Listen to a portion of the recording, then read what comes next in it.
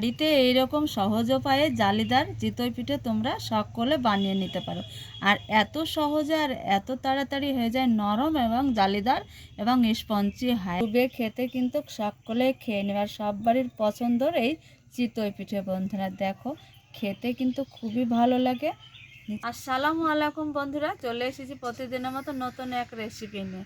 আজকে আমি চুলার আঁচে এত সহজভাবে চিতই পিঠা তোমাদেরকে বানিয়ে দেখাবো বন্ধুরা। যারা পারো না এই চিতই পিঠাটা করতে অসম্ভব হয়, আজকে ওই অসম্ভব রেসিপি সম্ভবভাবে যাতে তোমরা বাড়িতে অল্প কিছু উপকরণ দিয়ে তৈরি করতে পারো, যে কেউ খুব শর্টকাট অল্প সময়ে আর খুব তাড়াতাড়িও হয়ে যায় বন্ধুরা এই চিতই পিঠাটা।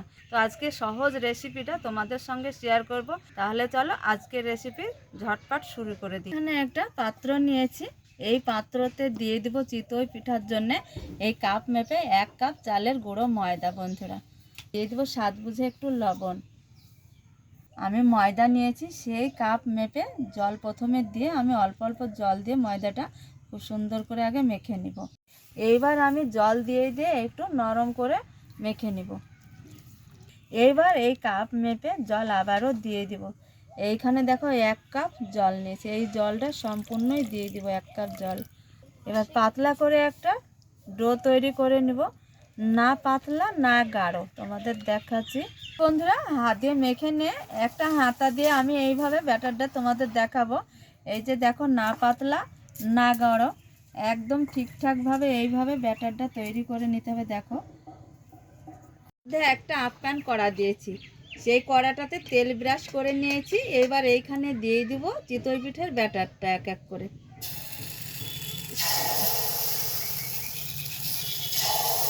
চিতই পিঠার ব্যাটারটা দেওয়া হয়েছে, এবার আমি ঢাকা দিয়ে 2 মিনিটের মতো কুক করে নিব। 2 মিনিটের মতো আমি চিতই পিঠা কুক করে নিয়েছি। এবার ঢাকনা তুলে দেখে নেব যে দেখি কেমন হয়েছে। তো দেখো বন্ধুরা, সবগুলো ফুলে উঠেছে সবগুলো, আর এত সহজে হয়ে যায়, খুব তাড়াতাড়ি হয়ে যায় এই চিতই পিঠা। এবার এই যে চিতই পিঠাটা এক এক করে ছুরি দিয়ে এইভাবে উঠিয়ে নিব। দেখো খুবই তাড়াতাড়ি হয়ে যায়। দেখো তো দেখো এইভাবে একইভাবে সবগুলো তুলে নিব। চিতই পিঠে করতে আমাদের সবারই সমস্যা এবং ঝামেলা, মাটির চুলায় কিংবা গ্যাসের আছে। আর এই যে মাটির ছাদ ছাড়াও দেখো একটা স্ট্যাম্প থাকলেই হয়ে যায় এত তাড়াতাড়ি, আর খুব সহজ উপায়। দেখো কত নরম স্পঞ্জি হয়। বাড়িতে এইরকম সহজ উপায়ে জালিদার চিতই পিঠে তোমরা সকলে বানিয়ে নিতে পারো। আর এত সহজে আর এত তাড়াতাড়ি হয়ে যায় নরম এবং জালিদার এবং স্পঞ্জি হয়, আর খেতে সবাই পছন্দ করে। তো দেখো কত জালিদার আর নরম স্পঞ্জি হয়েছে, ডুবে খেতে কিন্তু সকলে খেয়ে নেবে। আর সব বাড়ির পছন্দর এই চিতই পিঠে বন্ধুরা, দেখো খেতে কিন্তু খুবই ভালো লাগে। এত স্বাদ, এই খেজুরের লালি গুড় দিয়ে খেতে দারুণ লাগে বন্ধুরা। আজকের রেসিপি তোমাদের খুব ভালো লাগবে।